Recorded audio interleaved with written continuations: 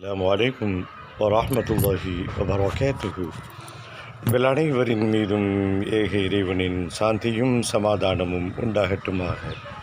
சிந்தனைக்கு சில மணித்துளிகள்.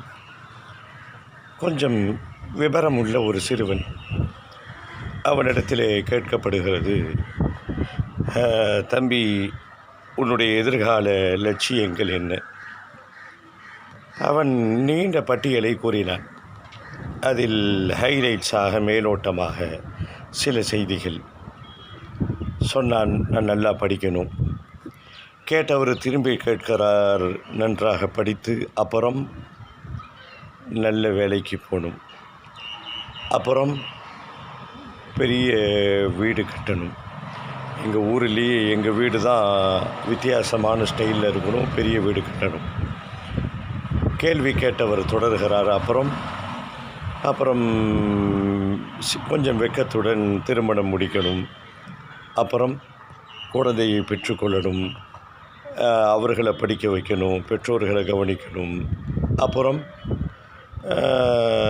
சொல்லுகிறான் நிறைய தான தர்மங்கள் செய்யணும் அப்படின்னு சொல்கிறான். இவர் விடாமல் அப்புறம் அப்படின்னு கேட்ட பொழுது, எனக்கு வயசாகிடும், ரிட்டைர்மெண்ட்டை ஜாலியாக கழிக்கணும், ஊர் ஊராக சுற்றி ஆன்மீக தலங்களுக்கெல்லாம் போகணும் அப்படின்னு சொல்கிறான். அப்புறம் அதற்கு மேல் அவனால் விடை சொல்ல முடியவில்லை. அவனுக்கு விடை தெரிகிறது, ஆனால் சொல்வதற்கு யோசிக்கிறான். எல்லோருக்கும் ஒரு முட்டுச்சந்து அப்படின்வாங்க.